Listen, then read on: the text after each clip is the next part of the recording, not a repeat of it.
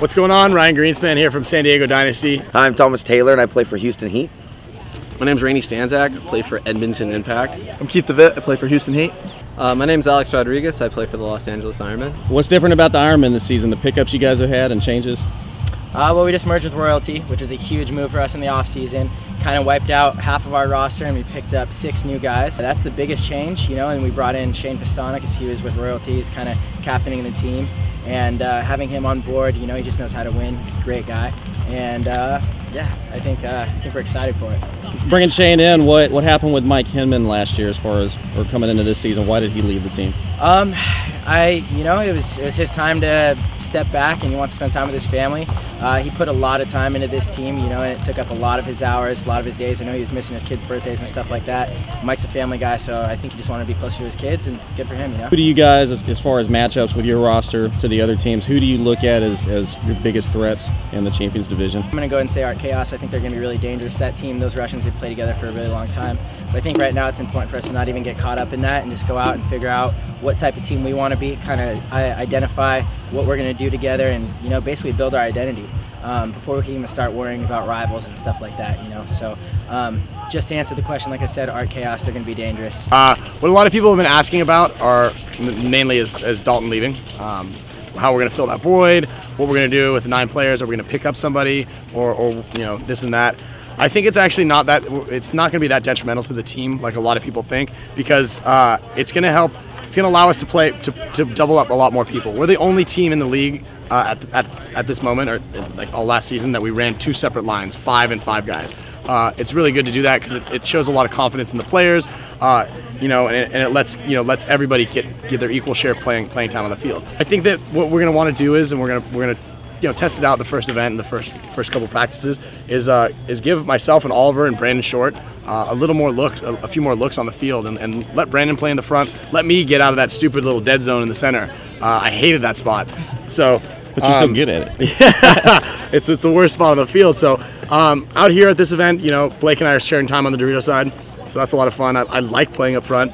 I know Oliver likes playing up front. He does a lot more damage. Glenn actually, who actually hasn't been to any practices yet, but he definitely said on the team text, he's like, yes, I get to play in the front again. So, and he's a killer too. He plays a lot like Dalton does, where he's kind of quiet and slow, methodical, and then he just sneaks up on you and just gets those kills. So, you know, like I say in every year, like I've said every year in our interviews before, pre-game, post-game, preseason events and interviews and stuff, you know, everybody asks, you know, how do you think the team's going to do? You know, our plan's to do well. We're planning on winning, and you know, we're going to do our best. So hopefully everybody understands that. Who do you view this season with a lot of new teams coming in, Challengers Division, and you know, some of them are going to fight their way out? Yeah. Who do you guys view as your biggest threat, maybe in matchups to your lineup? It's going to be tough to say who's going to be our toughest match right now, just because all the teams have been really rearranged. Every team's been rearranged except for us. We kept the same core line, but you know, that RKS team is going to be really good once they get out of the Challenge Division, which I'm assuming, you know, they're going to. Impact's going to always be strong because they have a really good system in place. Damage is also going to be really strong. You know, having Dalton Vanderbilt only helped them. You know, and then obviously the Ironmen are always contenders. Infamous are always contenders. It's tough. You know, a lot of people don't realize it. You know, when we take 5th place out there, you know, people kind of give up on us, and it's like, dude, it's tough. It's really cutthroat. Those events that we won, the first 2 events, we won by squeaking into the round of 4 by 1 point. You know, it's a 1-point swing in either direction. So a mistake or you know, a lack thereof on either side really decides the game. So the PSP league is really competitive, and so I'm, you know, looking forward to checking it out. Plus 10.5 balls a second, who knows? The last couple seasons, it just seems like you just break games open consistently. Like, you know, like yesterday, you're running from the back center to go clear the entire field straight up the middle because you see those holes. Mm-hmm. What have you done the last couple seasons to make yourself, I guess, be that consistent and play at that level every event that you're at? Right. You know, it's hard to say. I haven't changed anything with my practice regimen. You know, a lot of people ask if I'm getting burnt out and this and that, but I'm not. I'm having a good time. I think I'm constantly trying to have a good time out there. not getting discouraged when we're doing poorly at an event or for a season. Another big thing is the guys around me. You know, we pick up a lot of young talent and stuff, especially last season. We got Spica, we got Blake, and Short came on the team. So, you know, I don't want to let those guys down. You know, I feel obligated and a responsibility to the guys on the team, new guys or older guys, by making sure that I don't let them down. You know, I don't want to have guys come onto the team and be like, yes, we're playing for Dynasty, and then me just kind of blow it, you know. So I'm gonna do my best to kind of keep people going and keep the team going in the right direction. Get in there. Dalton Vanderbilt, #1 stunner, heaviest hitting player in the game. We call him Cash Money right now because he getting paid. Highest paid paintball player in the world, hands down. Cash rich, Dalton Vanderbilt. Okay, none of that is true. But I left Dynasty to get the miles. And Cash the check before it bounces. You got the miles. Don't lie, you got the check. I'm getting the miles, baby. Shout out to and I look good in dye gear. Hey, shout out to Bliss Strip Club across the street. Shout out to Bliss. They got the dye shorts. Everything looks good. I look better in dye gear. Faster, stronger. He looks fast. He looks mean. I'm shooting straighter than I ever shot. Terrell Pryor. Who are you looking forward to playing with on the damage roster? I like the old boy Chad Booth. Jason Wheeler. Give him a shout out. Shout out to Jay. Shout out to the foreign import. But the foreigner, I like to play. I got a shout out to my love, my wife. Oh, beauty. I already got the heart that I know the GT old boy fam. Edwards already does it. That's my girl, that's my love. Now look for me in Florida, baby. We're gonna do it. Hey, he's coming in hot. Coming in hot. What is different going into this season with a new team, and how it's changed your practice regimen? We'll start with that. Yeah, going into Houston and or Dallas. Sorry, we're in Houston now. This year, playing on a new team, it's a huge change for me. I spent the last 10 years on Excessive, and the last 11 years with the same crew when we left Ironmen. So it's a whole new world. You know, the teams run completely different. Every aspect of everything, and you know, for me, it's a good change. It's you know, it's hard leaving Rich and the guys, and you know, that'll always be something that was hard, and you know, I love those guys, but you know, it was the right time for me to make the move, and you know, I don't think there was ever a better time in the 10 years I was there. You know, nor did I ever think I really wanted to leave, but this was the time, and that it's changed me. You know, it's I'm going out there to restate who I am as a player, who I am as a teammate. You know, what I can offer on and off the field, and yeah, I mean, it's exciting. It's really exciting for me, you know, to go out there and be playing with a whole new group of guys under a different umbrella. What can I say? I'm having a ton of fun. I really enjoy it. You know, not that I didn't enjoy playing paintball before, and with Excessive, you know, I mean, I bled green or yellow or whatever you want to call it for years. It's just I don't know how to describe it. It's just different, but it's a good different. Really, truly, it is.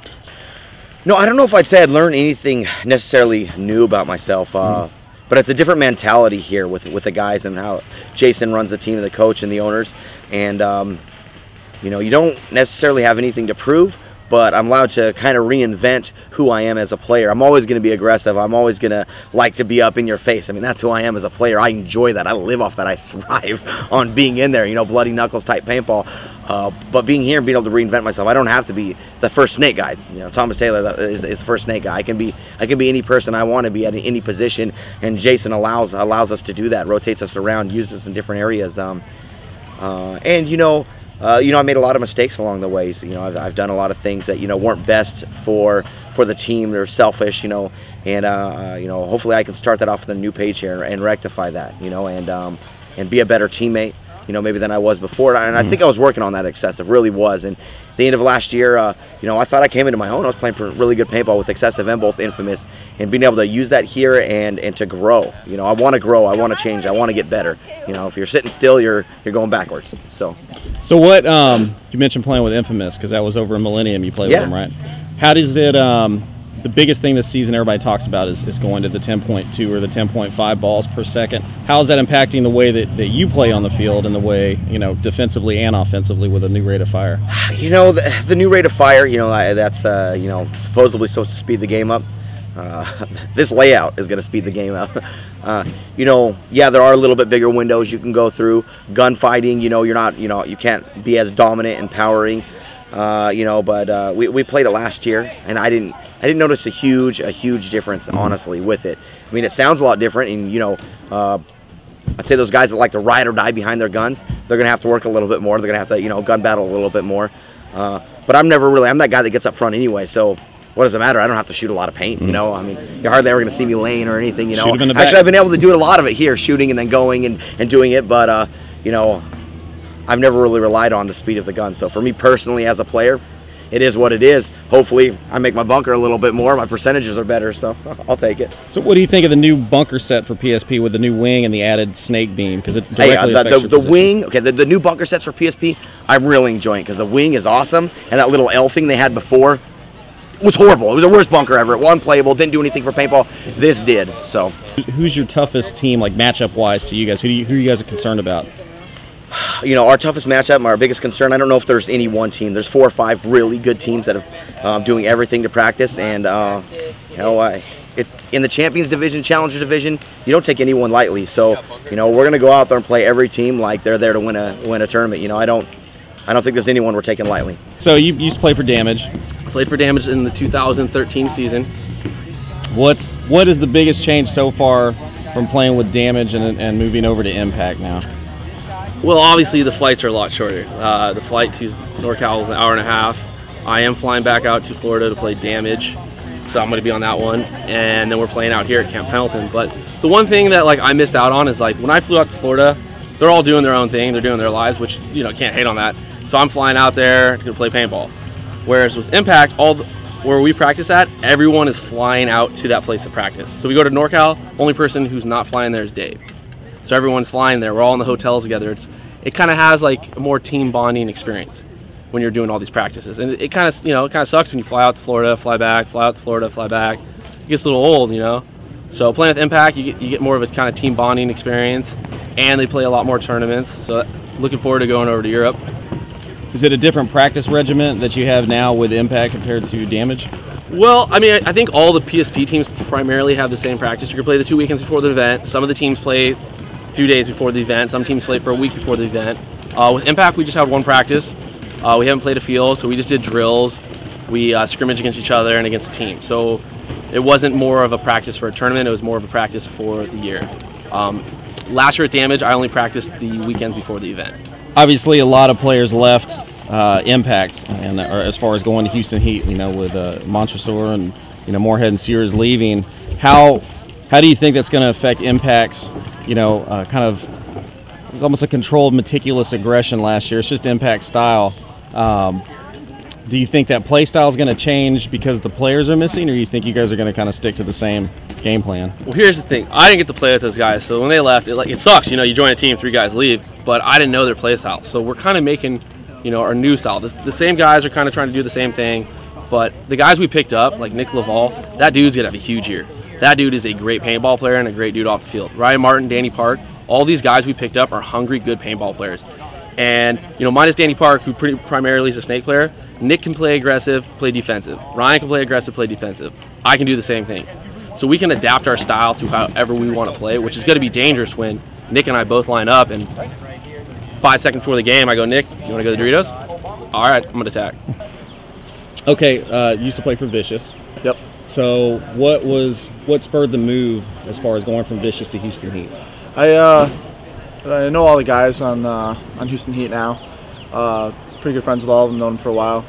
And they just told me to come out, try and do a practice, try out, and everything gelled. They got the personality off the field that was really good, on the field it was awesome, and they just offered me a spot.